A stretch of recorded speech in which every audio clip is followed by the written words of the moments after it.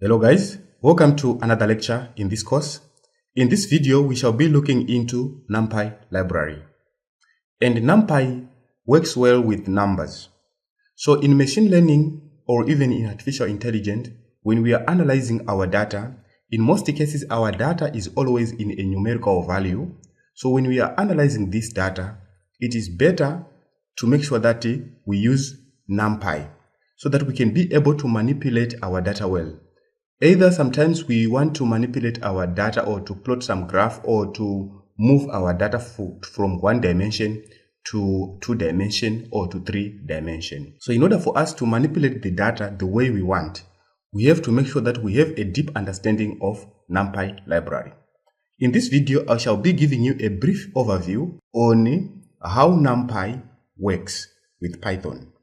So the first thing that we need to do is to import the NumPy library from Python. So we just use the import statement NumPy as alias np. So this alias just stands for NumPy. So I'm creating a variable here and I'm calling the library NumPy dot inside NumPy I need an array function. So array, then I'm creating a list of numbers. So the data which is inside an array, they are called elements. So in this case, we have 5 elements. So now we can run our code so that we can print the array that we are having. Right, as you can see, the output of an array is also an array in a 1 dimension. And we can see that we are having an array of 5 elements. So if we are to look into dimension, like I said, we have a lot of dimensions. In this case, let us look into a 1-dimensional array. A 1-dimensional array, let us start by creating a variable here. In this variable, I'm calling it array of 1 dimension, array underscore 1d, equals to NumPy, our library, dot, I need an array function. Then I'm entering the elements that I need. So these elements, we are having 5 elements in this list.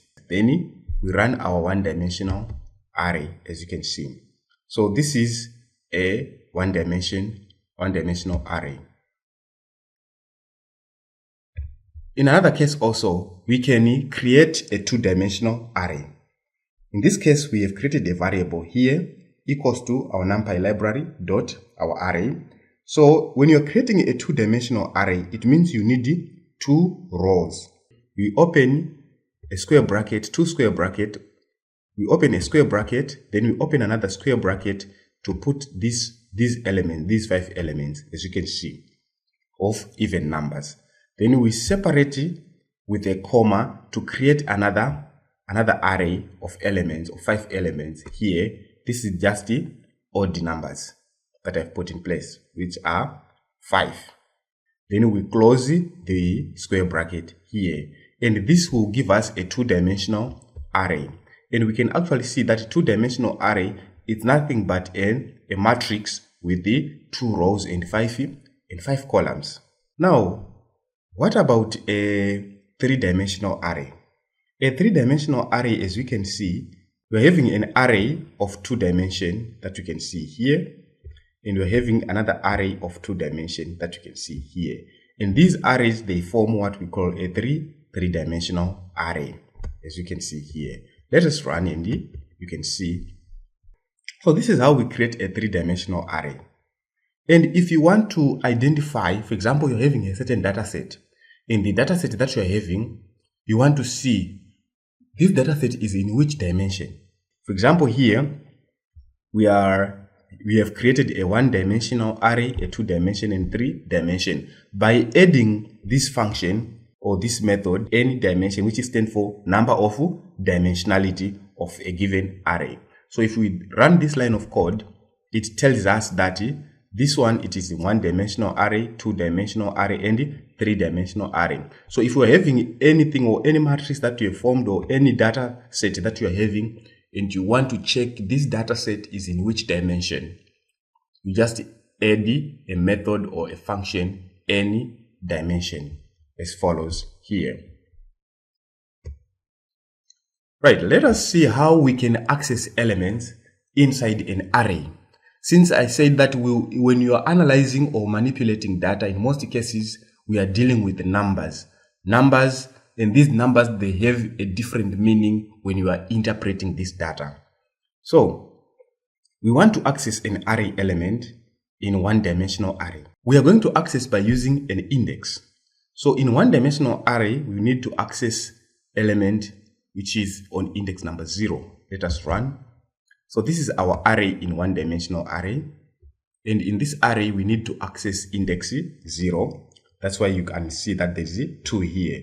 And remember, when you are accessing elements, we use a square bracket. Then we pass on the index value that we want to access. Same applies on a two-dimensional array. On a two-dimensional array, we can see that we have a square bracket and we have the index number, and we have another index number. This is simply mean that in two-dimensional array, in this case, let us run so that you can get a clear overview. This is a two-dimensional array. In two-dimensional array, you can see that we have 2 rows. So this is 0, this is 1. So on 0, which is represented by this 0, we need to access element number 1. So this is 0, this is 0. Okay, we need to access element number 1, which is 0, 1. Okay, so if we want to access this element, it means we just have to put 1 here, then we run our line of code, then we get access, because this is 0, this is 1. So in this second row, we need to access element number 1, which is 0, 1. That's why we have output of 3. So that's how we access data in a two-dimensional array. So on a 3D array, we are saying we are having 0 and 1. So we want to access on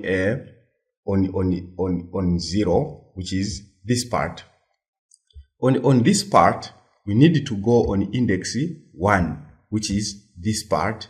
And on index 1, we need to access element in index number 2. So 0, 1, 2. That's why we are seeing an output of 6. Same goes if we are to say we need to get go on index 1. Okay, this is 0, this is 1. And on index 1, we need to go on index 1 again. So 0, 1. Then on index 1, we need to go on element number 2, which is 0, 1, 2. We should get an output of 3. Okay, as you can see here. So the same concept applies in 1D, 2D, and 3D. We just put a square bracket and navigate to the element that we want to access by using an index number. And we have what we call slicing in arrays. So in Python, we have what we call slicing. Let us run our code here. So we can see here that we are having an array of even numbers. This is an array of even numbers that we have created here. And when we are slicing, we have what we call a starting and an ending. So in this case, let us run this line of code, as you can see. Now, we have sliced that we need to access element number 4. Okay, so 0, 1, 2, 3, 4. That's why we get an output of 10. But now, we need to end at 4. Here we were starting there, but now we need to end at 4. It means we are including elements which are 0, 1, 2, 3 here. 3 minus 1. Because when we are accessing elements from 4, we are saying from 4 we are saying 4 minus 1. Then we end at element number 3. So when we are counting, it is 0, 1, 2, 3. That's why you are seeing our output is having 4 elements, as you can see here. So starting from index 0 here up to this point, and this is number 4. So we subtract 1 and we get 3. So we end up at index number 3. Same goes to another one-dimensional array in slicing. It means we are saying we are starting at 2, which is 0, 1, 2. We start here and we are going to end at 5. So 2, 3, 4, 5. We end here and we have a step, meaning we jump 2. So 0, 1, 2, we take 6. Then this is our 6 output. Then we jump 0, 1. Then we subtract 1. So we take 10. We put here 10 again. Then since we are ending here, we end. So here we can see that there's a start, there's a step, and there's the end. So this is how we do slicing in a dimensional array. So in one-dimensional array. And same goes to two-dimensional array. Okay, in a two-dimensional array, this is a two-dimensional array where we are having 2 rows and 5 columns, as you can see. And in two-dimensional array, we can specify the index number where we want to start slicing. So in this case, we want to slice in this area, in this row. So in this row, we want to access to start on element number 2, on the index number 2. So 0, 1, 2 here. And we want to end on index number 4. So it's 0, 1, 2, 3, 4 minus 1, 7. So we get output of 5 and 7. So same goes to three-dimensional array or to any dimensional array. Let us take a look into reshaping. Reshaping is one of the important concepts in machine learning and artificial intelligence. For example, you're having your data set, and your data set cannot be represented well when you are preparing a model. So when you're trying to train your model, you want to reshape your data first, or you want to train your model, but the data is not well organized. So what's more important, before you train your data, make sure that you reshape your data sometimes. In this case, for example, you want to train your model in 2 dimensions. So what you need to do, you need to move the data set from 1D to your expected dimension. For example, here we are having a list of even number here. A list of even number. These are even numbers. So this list of even numbers, we are reshaping these even numbers. There are 12 elements in these even numbers. So in these 12 elements, it means that we need 4 rows and 3 columns. Okay, so we are reshaping it. 4 rows and 3 columns, as you can see here. So it is now in a 2 dimension with 4 rows and 3 columns. And we can also reshape in 3 rows, 4 columns. 3 rows, 4 columns. But we cannot move this one-dimensional array into 2 rows, 4 columns. It will run in an error. As you can see here, we are facing an error. So it cannot reshuffle, it cannot reshape array of size 12. Okay, so what's best is either you put a 3 there, so that we can say this number of elements, they can only be reshaped to 3 rows and 4 elements, or 4 columns and 4 columns in our array. For example, if you want to reshape it into a 3 dimension, our even numbers, you want to reshape from 1 dimension to 3 dimension. So it means that you just have to pass dot reshape. Then you pass on how specifically you want your element to be converted or to be reshaped. In this case, we are saying 2 dimension. We want to put it in a 3 dimension here. So we are saying 3D of 3 elements with the 2 columns. So here we can actually see now, this is our even numbers with 12 elements, and we said we want 2 elements, 2 index or 2 elements. Okay, here we can see that we have 2 elements, or which we want it to be in 3D. So this is 3D. In 3D, we need 3 rows, 1, 2, 3 in each index. So we have 3 rows and 2 columns that you can see. So this is reshaping from 1D to 3D.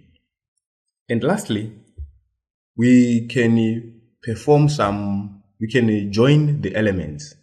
Okay, we can join NumPy arrays by just using concatenate function or concatenate method. For example, we have an array of even number and odd number.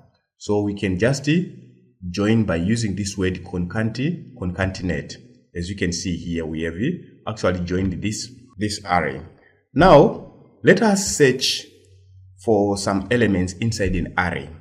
For example, on our joined array here, we want to search where we want to search 1. So we put in we say NumPy dot our NumPy library dot where, meaning find. In join the variable equal to 1, we need to search 1. So it gives us, it retain the index number. So 1 is on index number 5. 0, 1, 2, 3, 4, 5. So you can actually see that 1 is on index number 5. That's why we are seeing this answer here. This whole thing is just to print join. So we print join. After printing join, we need also to print search. So we get an index number. So 1 is on index number 5. Now, let us see how we can sort arrays. So sorting array, we just sort it by putting an element in order, in sequence. That is sorting. Sorting, we just arrange the elements that we are having in an array in order. For example, here we are having this element that we have joined, and we are going to print it by saying join. Then sorted the element, we just put a function or the method sort. We want to sort the joined array here. And as you can see, this is the joined array. It is not in order, but we have actually sorted these elements, as you can see here. And we can perform mathematics operation, addition, subtraction, division, multiplication, all math operations that you can think of, we can perform with the NumPy. In this case, I'm just going to demonstrate only on 2 mathematics operation. For example, here, if you are looking for mean, the mean of these numbers, okay, you can just type joint.mean, then you get 5.7. And if you want to see the length, how many elements do we have in this array, you can just pass the joint with the length here. You can see that we have 10 elements. And also, if you want to find the sum, 1 plus 2 plus 3 plus 4, the sum of these elements, you can say join.sum. These are just the basic overview of NumPy. We have a lot of things that we can do with the NumPy. We have range, we have random, we have a lot of functions that we can use, but we will discover them as we move forward with our course. I think this is all for this lesson. Thank you for watching. See you on the next lesson. Bye-bye.